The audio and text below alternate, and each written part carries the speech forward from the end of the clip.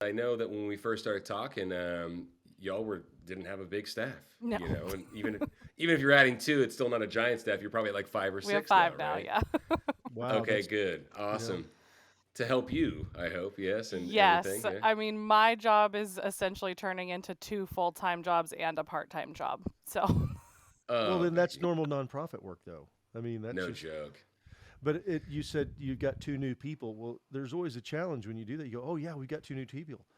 Oh, wait a minute, we've got two new people. Somebody's got to train them. Somebody's Now got I to gotta train them. Yeah. get them, in acclimated to the way we do things and understanding the mission, making introductions. It's a crazy challenge. it is. Yes. I'm looking forward to the time when things get easier, but we're not quite there yet. No. It's a Yeah. lot. It's a lot, but it's Well, good things on the horizon. That's awesome. you just said something I think is so interesting. You said, "Well, I'm looking for the time that it gets easy or easier." And I Right. don't know that that's really the When's way that that ever gonna works. I don't know. And I'll tell you, happen? so I started doing this triathlon thing about a couple of years ago. Trevor got me going in. And I kept thinking, well, it's going to get better. It's going to get easier. No, it doesn't. It never does. Gosh. Yeah, Uh, maybe I get a little faster. Maybe I go a little longer. But no, I just can't figure out it gets easier. when Yeah. I think of triathlon now, I think of pain, and it didn't Yeah. used to be that way. I Yeah. think of like seriously. I think when I think of triathlon, I jumped into one after not doing one for like I did plenty of racing, but like I didn't do a real hard triathlon for like 10 years, and I jumped into one in September. And like I literally only think of like the pain in my chest, like the cardiac arrest feeling. God. It's like because it was just so hot, it's just like what like hotly contested. You know what I mean? Like 75 minutes of just to the watt. It's like pedal down. It was like, oh my god, I don't think I want to do this again. Yeah. But it's so funny. The Yeah. main thing I'm Um, looking forward to is I had been straddling fundraising and programming. So we run Hmm. okay, summer camps, and we do some camps in the winter and do single day programs and stuff. So I was running all of those and also doing all of our fundraising. And so one of the new full time jobs is taking over all of my programming stuff. So I'm very excited to just be able to fully focus on fundraising. I mean, I felt like I was kind of, I wouldn't say doing the bare minimum, but like I definitely was just oh doing what needed to get done. And now I'm yeah. looking forward to the opportunity to try new things and do, get creative and not just kind of do what absolutely has to be done.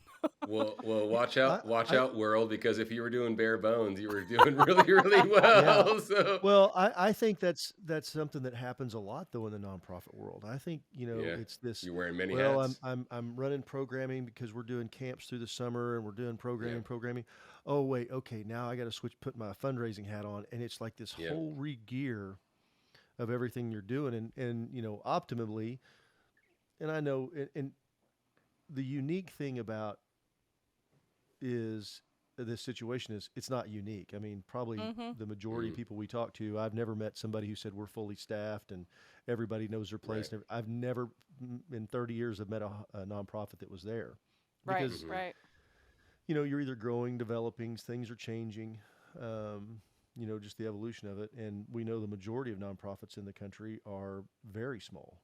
Typically, Mhm. I don't know what the average staff is. I think it's like three something. That makes sense. it's That would it's make sense if we really had to it's guess. really small, and so you do have to wear those multiple hats. So tell me because you've been doing this, and what do you do, Becky, to switch over that to say, okay, I'm in fundraising mode now? Tell me, talk us through that a little bit. How you kind of get your fundraising hat on?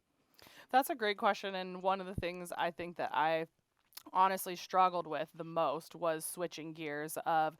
especially working with kids and talking to volunteers who are working with kids and being in this very like campy mode of the way that I Hmm. communicate and the tone that I'm using to communicate out, to parents or volunteers is different than when I'm communicating out to donors and making asks for money. 100%. You want to keep the same general messaging, but I'm not using like the camp slang words that we have with our Right. campers, necessarily out to donors. So, honestly, the biggest thing that has helped me is chunking my day, like putting time blocks into my calendar, because there's Smart. just so many overlapping timelines that are going on, and Mm-hmm. like fundraising overlapping timelines and programming overlapping timelines, and then those Mm-hmm. also overlapping.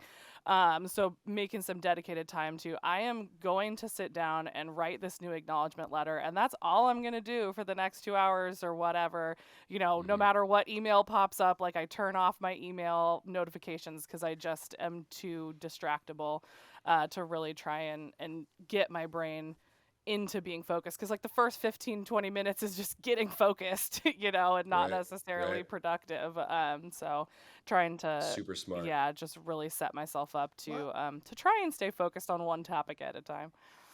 so when you're doing that, you said, it takes me, like 30 minutes just to get my mind right, just to be able to do that.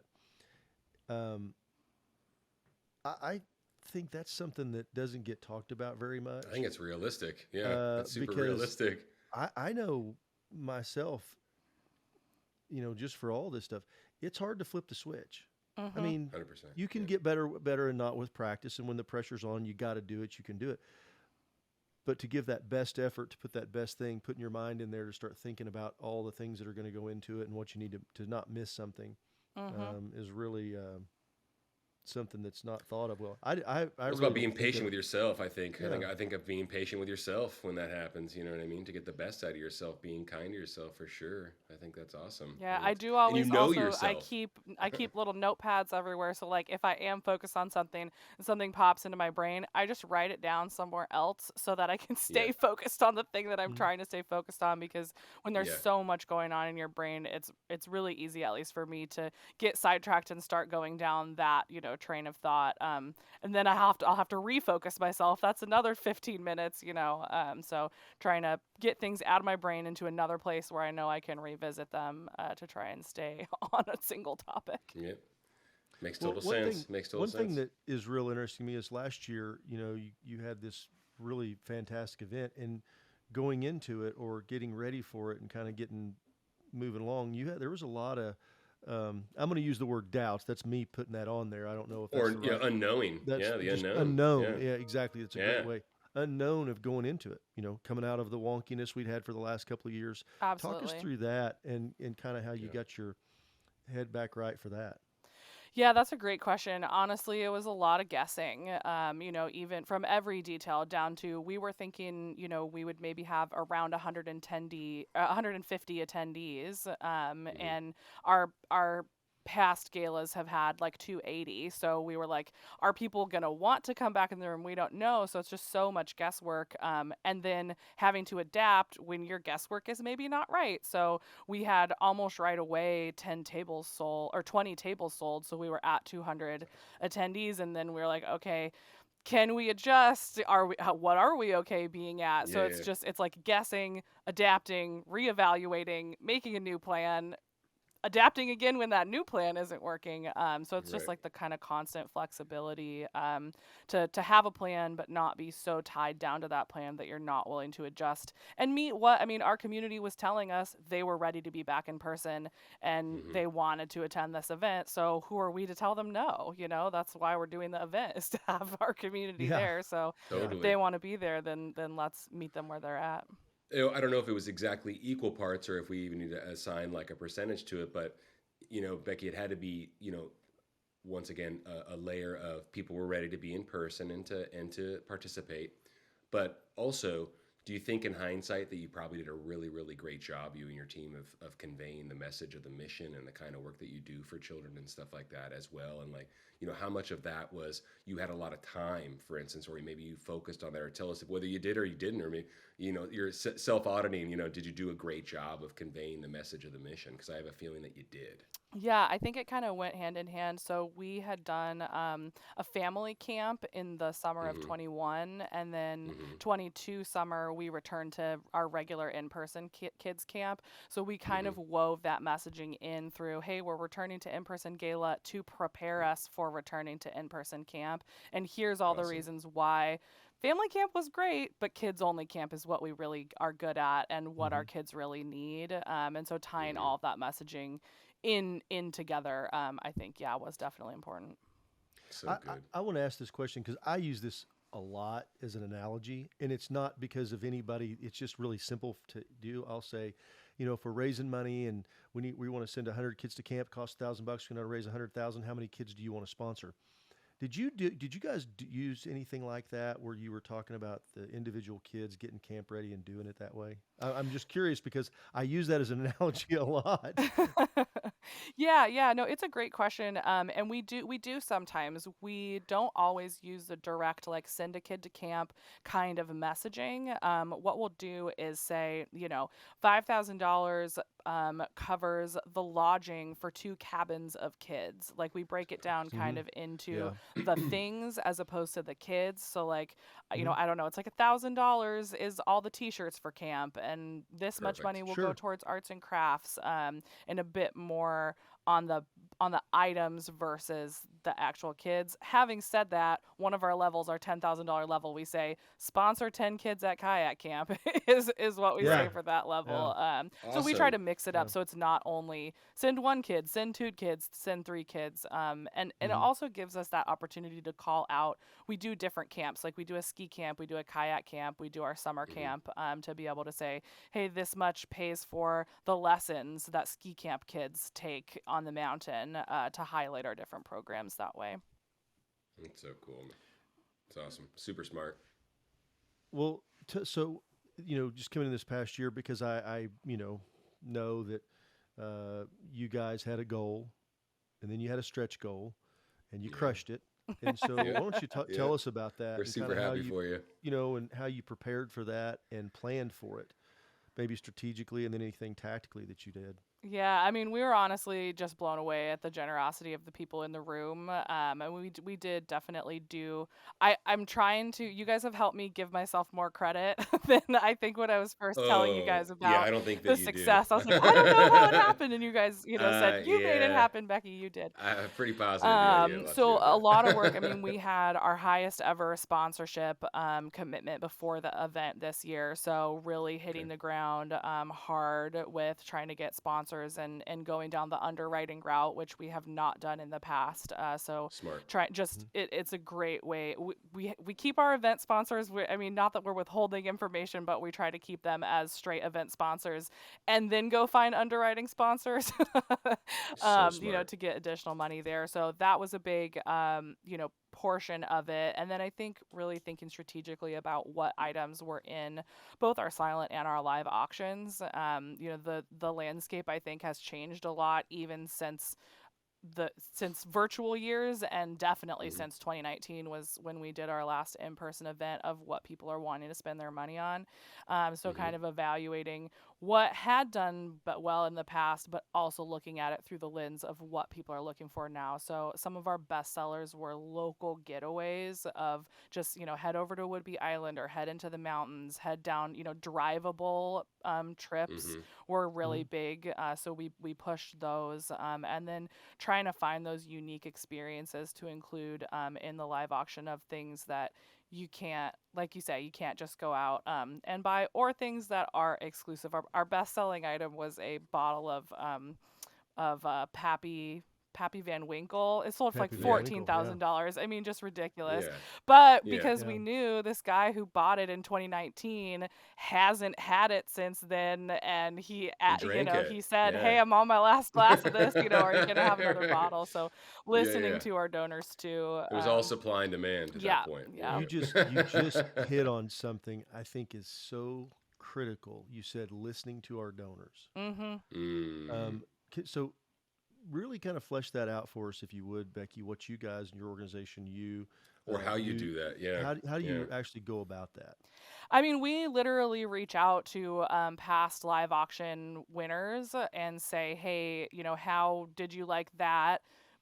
Thing that you bought, trip, package, Hmm. whatever. Are you looking to buy it again? What would you be interested in buying to try? Hmm. We can't always get those things, obviously, Sure. Hmm. but it's really been valuable information to know what the people who are spending the money, what they're going to want to spend their money on. Hmm.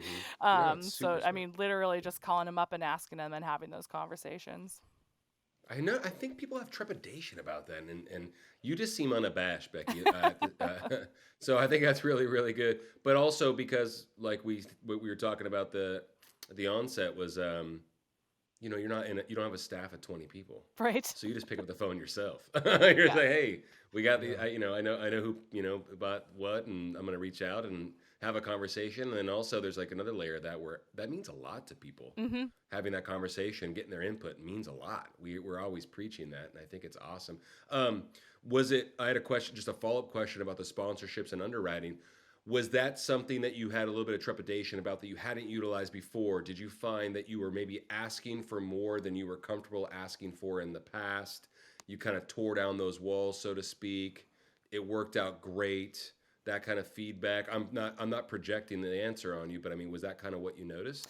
Yeah, my executive director was stressed about what I set our sponsorship goal Yeah. to be. She was looking Yeah. at that and saying, Becky, it was like 15,000 more than maybe like a 30% increase from Yeah. last year, from Yeah. our last in-person event, what Right. those goals were. And it really, we do try to bump up our sponsors. I think that we could ask more. You all are always telling us on the weekly webinar, ask for Yeah. double of what you want, Yeah. make Yeah. those big asks. And I think we could be more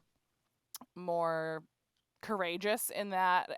aspect, and really asking for more. I think what really made it such a bigger portion of our income this year was just asking more people, not necessarily Cool. Mm-hmm. for more For money. more money. So Yeah. bringing in those underwriting opportunities, as like an extra hook of a way to get businesses that didn't have any prior connection to us involved, and interested in getting involved with the event. Like you said, just another opportunity to give. Mhm, mhm. Awesome. So your executive director is a believer now, from what I Well, she's understand. stressed again about the new sponsorship goal that I Yeah. set, but Well, we'll hey, make it while we're happen. talking about it, you took it up a notch there too. Well, I did, yeah, yeah. So our Okay. goal last year was 35, and we made it to 47. And Okay. so my goal this year is 42, I think is what it's at. Uh huh. Uh huh. So. But then you'll knock that out Why of the so park. low? Yeah. What's going on? I thought you were gonna say 60 for I, some I reason. mean, Yeah. I think it's her stress and not wanting to fall short. You'd rather Yeah. just Yeah. set this at this point. You know what? I think that's something Those things aren't losses though. They're you not know how to losses. manage. Yeah. You know how to manage your team, and there is something to that. Even though this is the For person sure. you report to, setting this deal where you're not going to have her pulling her hair out, baby, Yeah. and Yeah. to do that, I think that's really wise. Okay, I've got two questions, two more that I Yeah. really want to hit you with. Number one, what was the most surprising success that you had, or biggest success? You pick whichever one of your event, your Hmm. past event, whatever it Mhm. is, whether it's the night of fundraising, whatever. So, first, I'm going to ask you that one. Yeah, so we do this thing called a drink frenzy during our live auction. It's kind of like a Hmm. dessert dash, where we pause.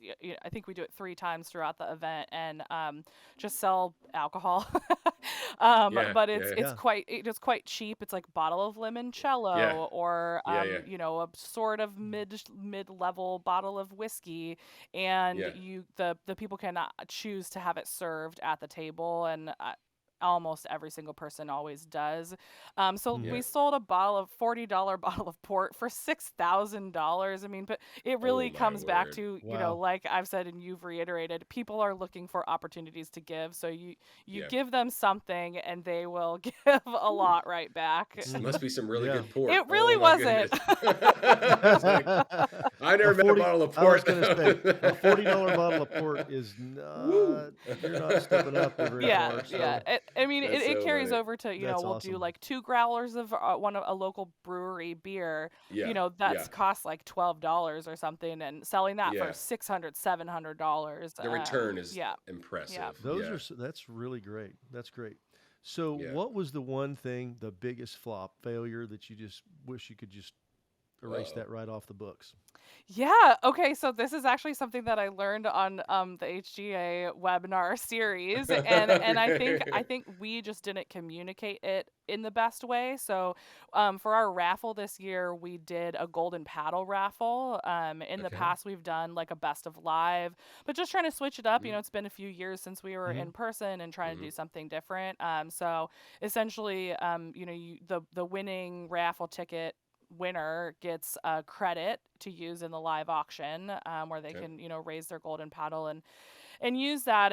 And she just didn't. I don't know if she didn't really understand it or if we didn't communicate it well. She only used it once, and she won the package. A benefit of that type of raffle is trying to get this person to bid up other packages and that other people then Mhm. buy, and it raises Right. it up.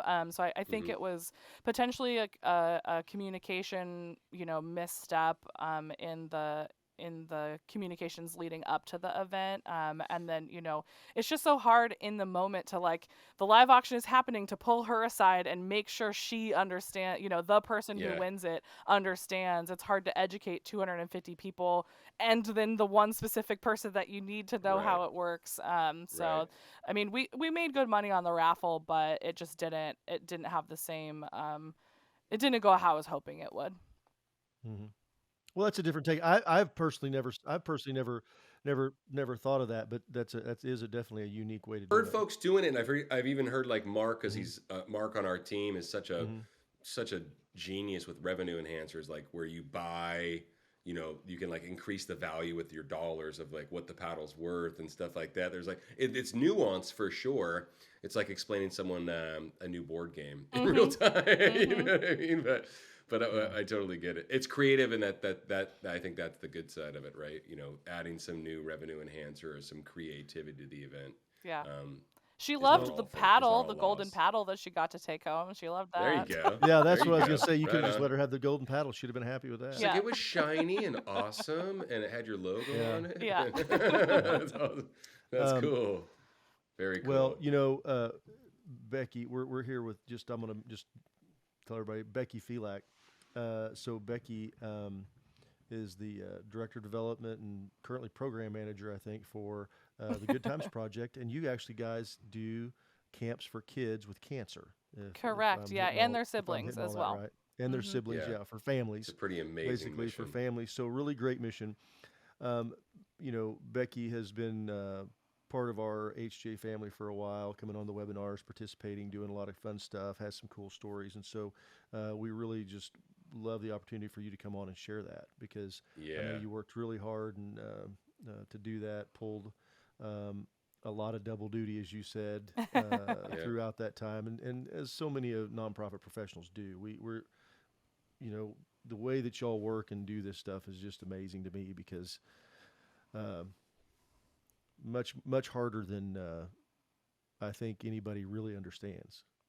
For Because sure. it's kind For of sure. because when you're good at it, you buy into the mission. When you buy into the mission, you take it home with you every day, right? Mhm.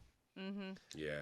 So, Probably not hard to do in your line of work, Becky, for sure. Just last night, I had a dream that when we printed our paddles, our bitter paddles, that they had one number on one side and one digit off on the other side. So like people were bidding with the wrong bidding number. It's like, Oh. my event isn't until April. How am I Yeah, having yeah. this dream in December? That's not a dream. That's a nightmare. No, yeah. that'll wake you up in the Yeah. middle Oh of the my night. gosh. Yeah. But But you we're know what? always, yeah, There's a way. That's probably happened. So that's why you're having that. Is for just sure it has. okay.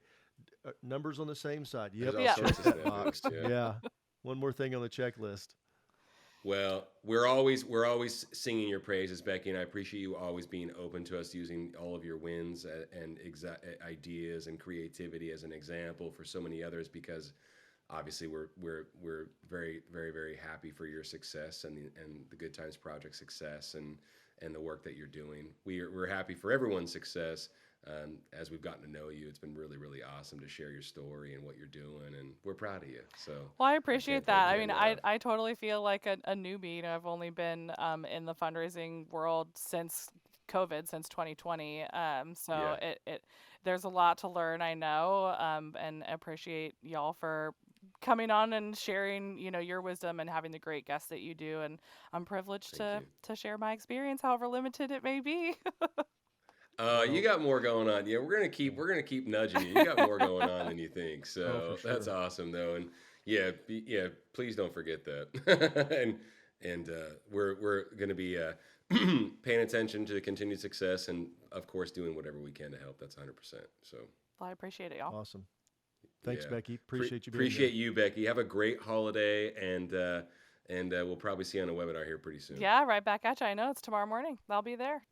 Stay warm. Awesome. Hey, stay warm in your neck of the woods. All right. Thanks.